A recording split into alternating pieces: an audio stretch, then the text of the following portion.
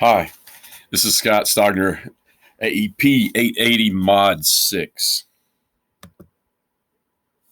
My school district, Lexington Richland 5 of Lexington, Richland County, South Carolina.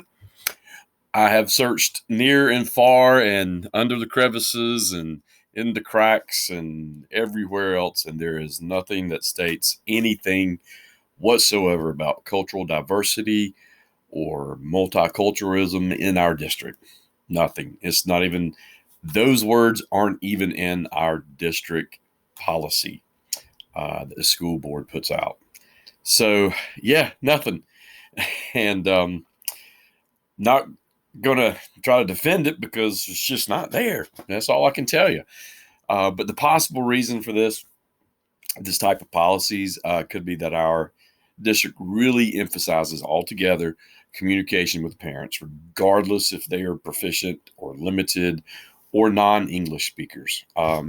We are expected and held to a standard of communication at all times with them, and we have various means to communicate with parents who are limited or non-English speaking. So we're expected to be courteous and welcoming to all of our parents, regardless of the language barrier that could be present. So our district leaders must think that having a policy or policies that are directed at a certain segment of our population just isn't warranted because we are expected to communicate regardless. And I'm sticking with that. The importance of communicating with families. Positive communication skills help to make sure A, accurate information is shared, and B, expectations are shared, and trust is established. Trust is huge. With the Korean families that we had move in, I had to gain the students' trust first, and by using our capabilities with what I've previously discussed in the other module, I think I did. I really did. So trust is built via positive communication and relationships with the families. Trust is essential for ensuring that you retain partnerships with the families and work as a team to assist the children, the students achieve their goals. Parents have confidence in the program and its ability to satisfy their children's or their child's needs because of the trust that you have between them. And the communication I've had with those parents, and they're business people. I mean, they're engineers and research people. So they're very high intelligent people.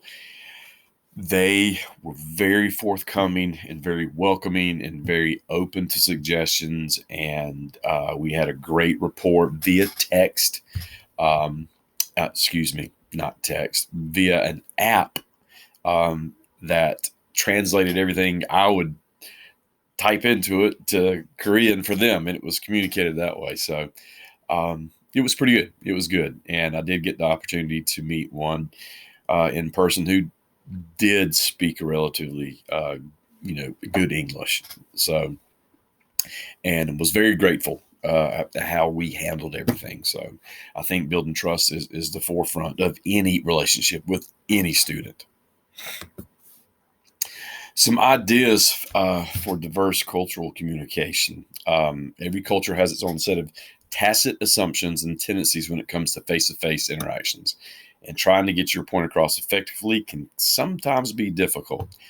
So, what are some of the things you can do? You can train your staff with, when they come upon this. And we really didn't have a training.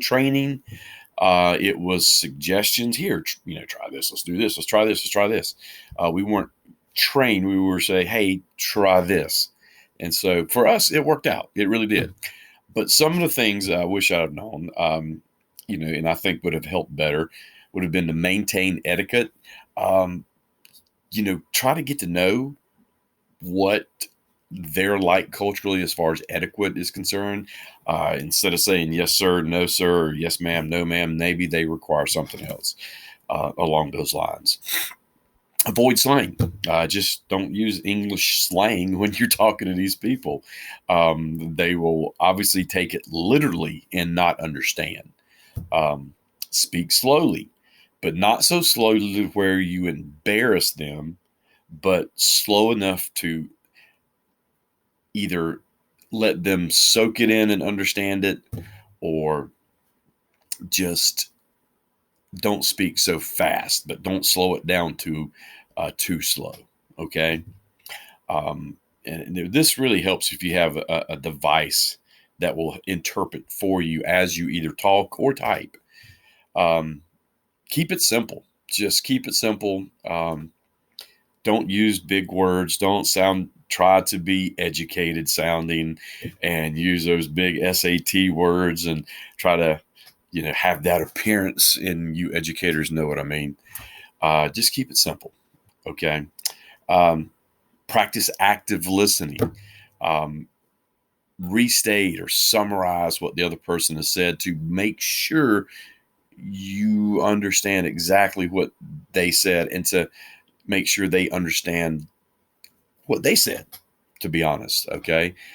Sometimes there can be some miscommunication within that. Um, just make sure it doesn't get misunderstood in communication. Take turns to talk. This one, just listen, and then give. Okay. Does that make sense? Try to see what their concerns are first, respond, or if you're the instigator, so to speak, state your concerns and then pause and listen for what they will have to say or type in this case or a case, and such. Write things down. If you're not sure what the person said properly, or do your best to write it down. You know, the English language, we have a lot of words. Other languages do not have as many words per se, but if you're unsure, write it down if it's all possible. You know, Again, I go back to myself as an example. I was lucky. My communication was either through my Google Translate app on my phone, and as I talked to the student, or in one case the parent, but then when they said they spoke English pretty good, it was all right. And it was through communication on my keyboard, which was translated automatically. It was English on mine, boom, sent. Or I'd use Google Translate for the students. So, that way, really didn't have to handwrite anything down. So, avoid next one. I'll move on. I'm babbling. Avoid closed questions.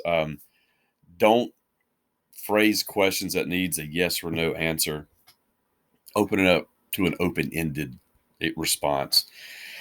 Uh, those seem to have worked better. Obviously, there's some questions you're going to have to answer, that they would answer yes or no to. But for the most part, in true communications, as you're getting to the meat of the matter, have more open ended. Be careful with humor. I have a problem with that. I'm humorous, and sometimes they may not find it as humorous as you. Pretty much like what y'all may think about me, but different cultures have different modalities within the humor realm, if you will. So be careful with that. But most and probably most important at all of all these is to be supportive. And I think supporting and being encouraging and communicating as clearly as you can, and engaging with them to begin with. But this will help build confidence and trust in yourself, in your ability to communicate with them. But also, they will build trust in you, which is the most important factor in all this. And so once they have trust, you've got a partner in this equation. So, all right. Oh, and click this. Benefits for training and communication. To have your staff ready for the situation, ready for these scenarios. Good communication helps to inform and reassure and engage families. Parents become more engaged, involved in their children's educational process. They feel needed, regardless of the language barrier that may present itself. Students with involved parents, regardless of family, income, background, are more likely to earn higher grades, test scores, to enroll in higher level programs, be promoted, pass their classes, earn credits, attend school regularly. Um, and that's true. All my Korean students stayed to the very last minute of the very last day. They have better social skills, show improved behavior, adapt well to school, graduate, go into post secondary education. Um, and yeah, that's all true because you've garnered trust with the students, you've garnered trust with the parents. The parents have become more involved because now they feel like they have an open line of communication with the educators at the school, and they are more involved in the process. And if any situation arises, you already have this open line of communication with them, and you can get situations rectified and solved. Um, that's true. And I can tell you, the semester that I had these kids, by the end of the semester, I saw a great deal of social skills improve.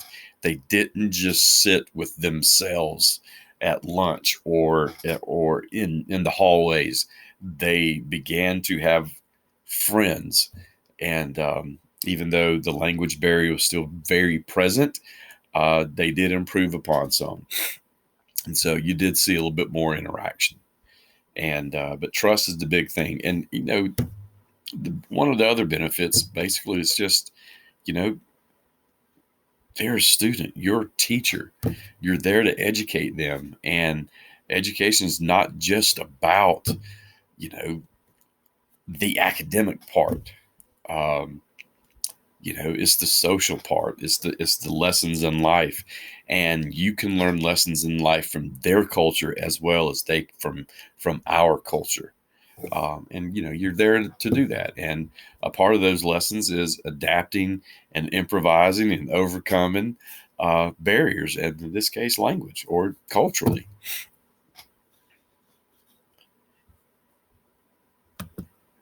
And there are my references. Please excuse my voice and tiredness. I have been working very hard. So that's it. Thank you so much. I hope this was good enough.